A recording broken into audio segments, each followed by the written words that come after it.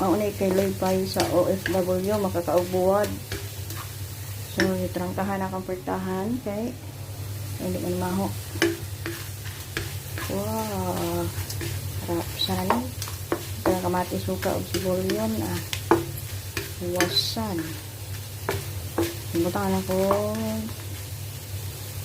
kuan loy aron di kay man maho. Nagwantag di makaubuwad Ang sige dag pangladok sa laway. Napay itbi sige agi ng buwad. Ginamos. Ang gahapon nakakita ko bulan balik 20. Palita utang tag kamatis o sibulyon. Survive ang patio na nato kay sunod na.